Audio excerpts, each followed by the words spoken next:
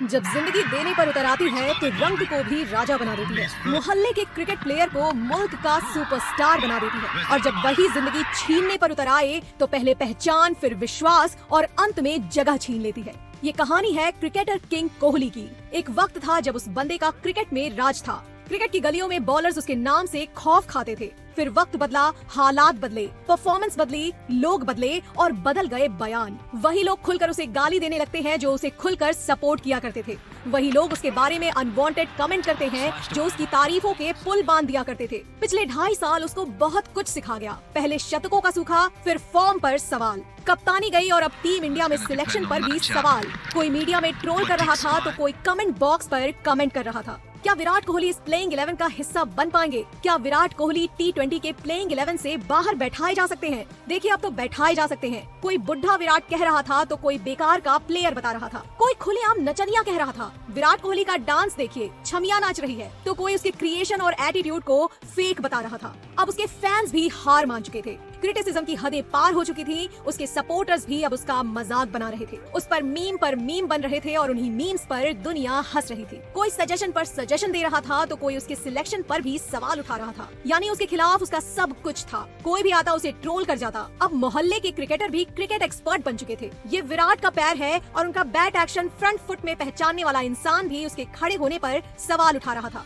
अब आप front foot निकालिए, कौन सा वाला? फ्रंट फुट तो फ्रंट फुट ही होगा, पर फ्रंट फुट खेलना किधर है? नहीं, आप आगे तो निकाल लो पहले। ये इतना क्योंकि उसका वक्त भी उसके साथ नहीं था। तो सुनिए एक नई कहानी, द किंग कोहली की कम बैक स्टोरी, बिल्कुल हमारे नए अंदाज में, नई आवाज में। तो चलिए शुरू से शुरू करते हैं। साल था 2019 और जगह थी कोलकाता ईडन गार्डन। यही वो आखिरी जगह थी जहां किंग कोहली ने अपना बल्ला लहराया था। यही वो आखिरी जगह थी जहां किंग कोहली का आखिरी शतक आया था। इसके बाद 2.5 साल बीत जाते हैं किंग कोहली को अपना 71वां शतक बनाने में। कोरोना आया, वैक्सीन आई, लेकिन कोहली का शतक नहीं आया। 2 IPL हो गए, लेकिन कोहली से कुछ खास परफॉर्मेंस नहीं मिली।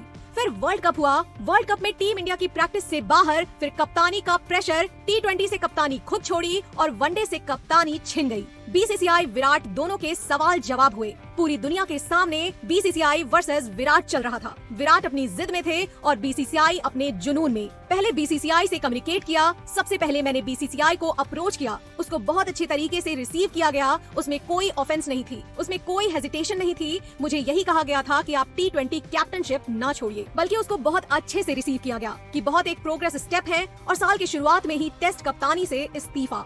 सब कुछ दुनिया के सामने था। पूरी दुनिया में BCCI वर्सेस विराट चल रहा था और इन दोनों के बीच की दरार का मजा पूरी दुनिया उठा रही थी। आज हम आपको क्रिकेट की राजनीति के बारे में बताएंगे। आपको लगता होगा कि क्रिकेट सिर्फ एक खेल ही तो है, लेकिन इस खेल में भी राजनीति का खेल चलता है। आज विराट कोहली ने एक धमाकेदार प्रेस कॉन्फ्रेंस करके क्रिकेट में चल रहे राजनीति के खेल को सबके सामने उजागर कर दिया। विराट कोहली ने कहा कि उनसे वनडे की कप्तानी लेने से सिर्फ 1.5 घंटे पहले BCCI ने उन्हें इस बात की जानकारी दी थी कि वो अब वनडे टीम के कप्तान नहीं रहेंगे। अब सब कुछ दुनिया के सामने था और इन्हीं सवालों के बीच विराट के परफॉर्मेंस में गिरावट आई। अब तैयारी होने लगी थी विराट के रिप्लेसमेंट की। कोई श्रेयस को सजेस्ट कर रहा था तो कोई सूर्या को। जितने मुंह उतनी बातें। लेकिन अब भी सबके सामने एक ही सवाल था, आखिर कौन करेगा विराट को रिप्लेस? कौन देगा विश्वास जो पिछले कई सालों से विराट कोहली भारत को देते आ रहे हैं? कौन बनेगा नए भारत की नई पहचान? कई सजेशंस मिले, कई सिलेक्शंस हुए। अब पूरी दुनिया मान चुकी थी कि उसकी कहानी खत्म हो चुकी है। कई साल बीत चुके थे उसके आखिरी शतक को। क्रिकेट पंडितों का पूरी तरह से विश्वास उठ चुका था।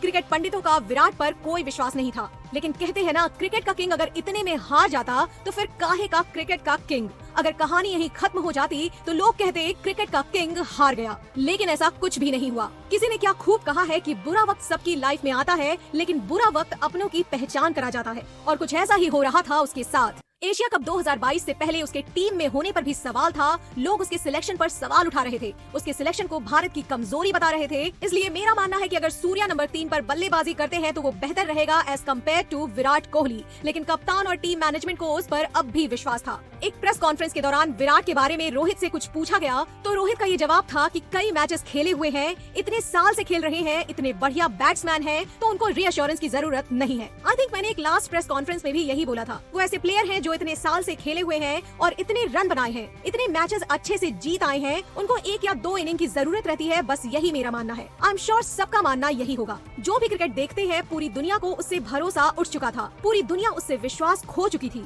लेकिन टीम मैनेजमेंट और उसके कप्तान को अब भी उस पर भरोसा था। इन सारे सवालों के बाद अब कहानी शुरू होती है उसके कमबैक की। जिस इंसान के एशिया कप में सिलेक्ट होने पर भी सवाल उठे थे, वही इंसान एशिया कप खत्म होते होते सब लोगों को जवाब दे चुका था। एशिया कप के पहले मैच में उसने वापसी के संकेत दिए और एशिया कप आखिरी मैच में सबको जवाब दे दिया। उसने एशिया कप के आखिरी मैच में अफगानिस्तान के खिलाफ 71 मैचों बाद अपने करियर का 71वां शतक लगाया और उसके बाद ऑस्ट्रेलिया के खिलाफ घरेलू सीरीज में शानदार परफॉर्मेंस दिए। फिर वर्ल्ड कप और वर्ल्ड कप के पहले मैच में साबित कर दिया कि उसे क्रिकेट का किंग क्यों कहा जाता है। वो क्यों है क्रिकेट का बादशाह। पाकिस्तान के खिलाफ खेली गई वो पारी पूरी दुनिया बता रही है कि उसके करियर की सबसे बेहतर पारी थी। उसी दिन अगर वो इंसान ना होता तो शायद ही इंडियन टीम उस दिन मैच जीत पाती। उस दिन उसने ऐसी पारी खेली कि जो लोग उसे गाली दे रहे थे, उसके खिलाफ हेड स्पीच दे रहे थे, वही लोग उसे खुलकर सपोर्ट कर रहे थे, उसके सेलिब्रेशन पर सेलिब्रेट कर रहे थे। उस पारी के बाद लोग बदल गए, लोगों के बयान बदल गए, लोगों के बात करने का तरीका बदल गया।